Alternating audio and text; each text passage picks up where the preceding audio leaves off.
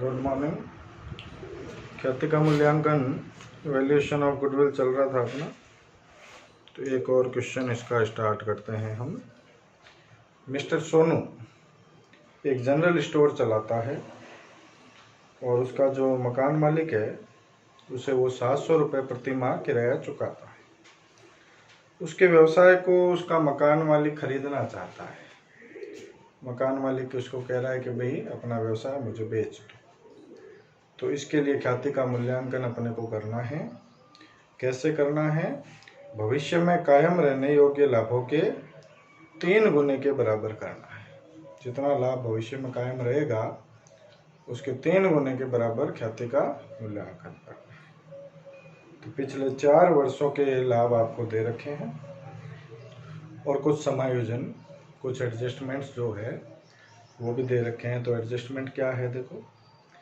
पहला एडजस्टमेंट तो है 1 दिसंबर 2014 को एक प्लांट जिसकी लागत 30,000 रुपये थी, मतलब 30,000 में खरीदा गया था, और उसे उस वर्ष का आयगत व्यय मान लिया। तो एक तो ये चीज़ बहुत इम्पोर्टेंट है। देखो, आयगत व्यय और पूंजीगत व्यय में क्या फ़र्क होता है? जो अपनी संपत्तियाँ होती है, यदि उसको खरीदने में कोई पैसा खर्च करते हैं हम, तो वो हमारा पूंजीगत व्यय होता है, क्योंकि वो 1 से ज़्यादा साल तक अपने को लाभ देने वाली। आयगत व्यय जो होते हैं वो केवल हमें लाभ उसी साल ही देते हैं जिस साल खर्चा किया है।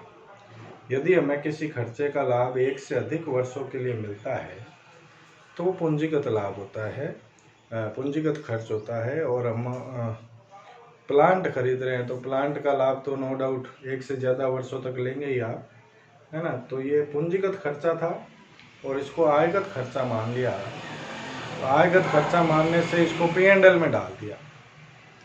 P&L में डाल दिया तो इस खर्चे को P&L में डालने से क्या हुआ? जिस वर्ष इसको खरीदा गया था प्लांट को, उस वर्ष का लाभ कम हो गया। तो हमें उस वर्ष के लाभ को वापस बढ़ाना पड़ेगा जिस वर्ष ये प्लांट खरीदा गया था। और इस प्लांट पर कंपनी जो है वो अप्लिखित मूल्य विधि, या जिसको हम क्रमागत ह्रास रीति कहते हैं, उससे 10% मूल्य ह्रास, डेप्रिसिएशन भी लगाती है। तीसरा एडजस्टमेंट दिया है 2015-16 का क्लोजिंग स्टॉक जो है वो 12,000 रुपये अधिक बता दिया। अंतिम स्टॉक का वैल्यूएशन ज़्यादा कर लिया, तो उसका भी लाभ पे प्रभाव पड़ा है, उसको भी सही करना पड़ेगा। और ख्याति के मूल्यांकन के लिए प्रबंधकीय लागत, मतलब मैनेजमेंट कॉस्ट के लिए हर साल 24,000 रुपये अपने को लगाना है।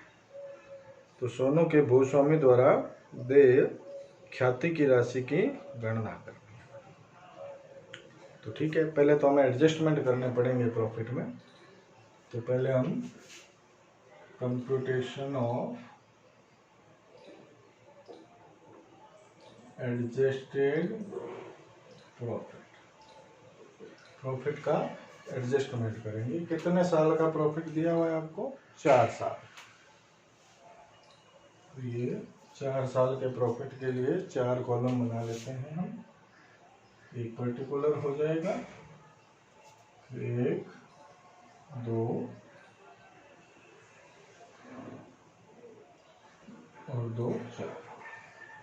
ये 4 कॉलम बना लिए हमने, हर एक साल का अलग अलग बनाया है। पहला कॉलम 2014 के लिए है, फिर 2015, 2016, 2017, और खाते जो बंद होते हैं वो 31 मार्च को होते हैं। ठीक है ना। तो सबसे पहले तो हम लिख देंगे प्रॉफिट एज गिवन। क्वेश्चन में जो प्रॉफिट दे रखा है अपने को, पहले तो वो नोट कर लेते हैं। प्रॉफिट दे रखा है, देखो, पहले साल का 1 लाख रुपए, दूसरे साल का 1,04,000, तीसरे साल का 1,20,000 और चौथे साल का 1,50,000। 4 साल का प्रॉफिट अपने को गिवन है। अब ये क्या कह रहा था कि 31,000 रुपये का प्लांट खरीदा था, कौन से साल में? 1 दिसंबर 2014। 1 दिसंबर 2014 को एक 30,000 रुपये का प्लांट इसने खरीदा था, और नहीं ईयर गलत लिख दिया मैंने, 14 नहीं है, 15, 16, 17, 18 है, ये थोड़ा ईयर चेंज करना पड़ेगा। तो 1 दिसंबर 2014 कौन से ईयर में आएगा? 2015 वाले में आएगा ना। 31 मार्च 2015 को ईयर खत्म हो रहा है, तो 14-15 साल है। तो 1 दिसंबर 2 यहाँ लिख देता हूँ मैं, थोड़ा आसान रहेगा। 14-15, 15-16, 16-17, 17। तो 1 दिसंबर 2014 14-15 में आएगा। इस साल इसने 30,000 का एक प्लांट खरीदा था, उसको खर्च मान लिया, खर्च मान के लाभों को घटा दिया था। तो इस साल के लाभ 30,000 रुपये वापस बढ़ा देंगे। ऐड करेंगे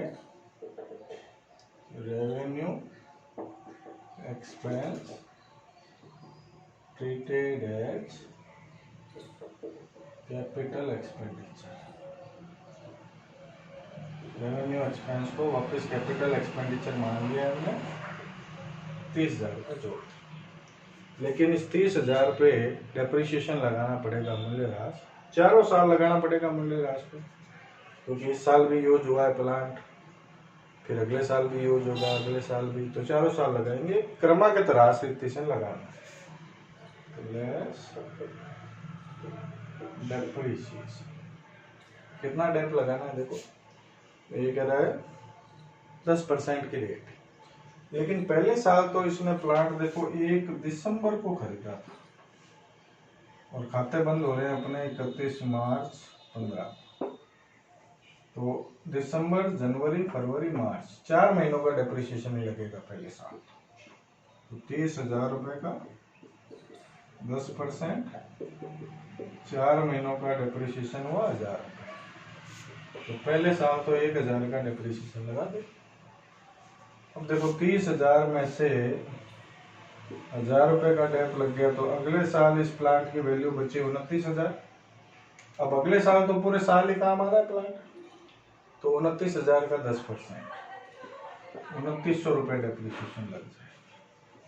2,900 इसमें से घटा देंगे, तो फिर वैल्यू बची 26,100। तो अगले साल 26,100 का 10%, 2,610 रुपये डेप्रिसिएशन लगा देंगे। तो अब इसमें से 2,610 घटाएंगे,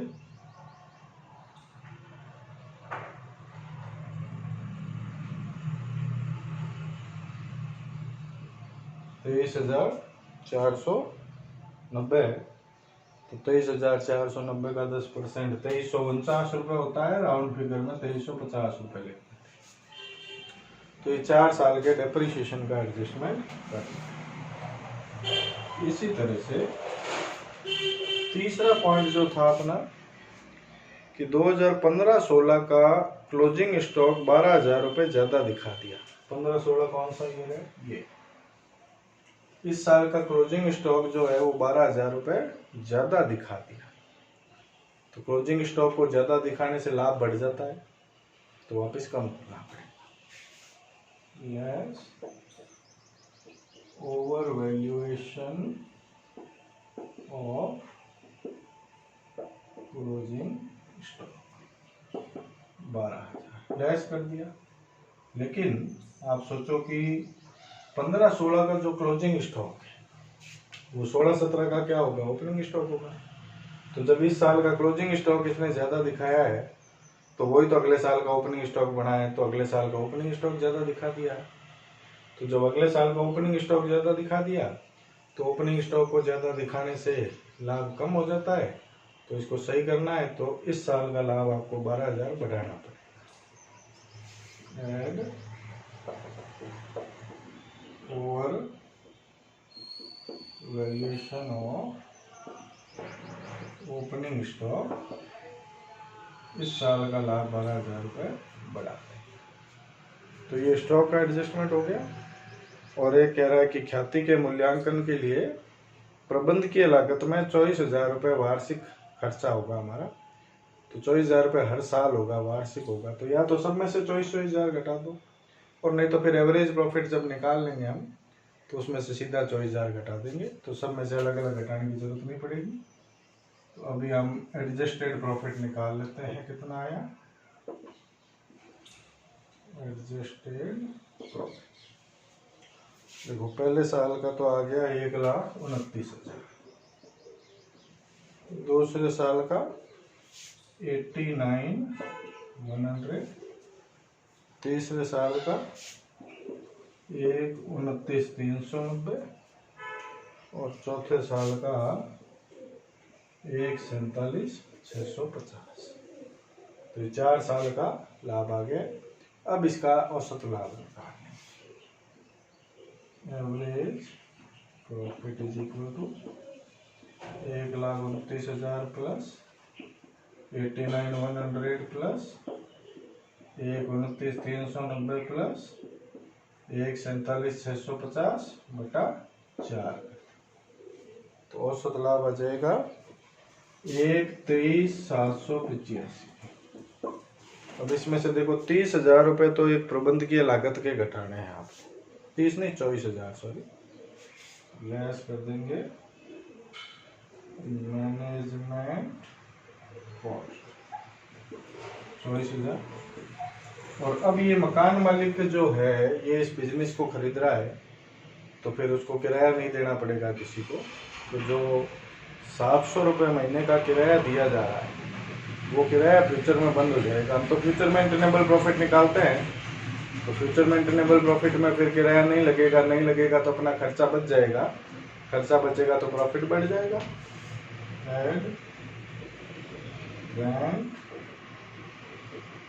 not to be paid in future, rent जो है वो फ्यूचर में नहीं चुकाना पड़ेगा। कितने रुपए का 700 रुपये महीना है, तो 12 महीनों का 8,400। तो ये अपने पास आ जाएगा एक्चुअल एवरेज प्रॉफिट, या हम इसको कह सकते हैं फ्यूचर मेंटेनेबल प्रॉफिट। कितने रुपए आ जाएगा 108,185। ठीक है। अब ये कह रहा है ख्याति का मूल्यांकन कैसे करना था। औसत लाभों के 3 गुने के बराबर, गुडविल बराबर औसत लाभ है 108,185, इसका 3 गुना, तो 108,185 का 3 गुना निकालेंगे तो 3,24,555 रुपये है ये ख्याति का मूल्य। ठीक है, अगला क्वेश्चन नेक्स्ट वीडियो में देखेंगे। Thank you.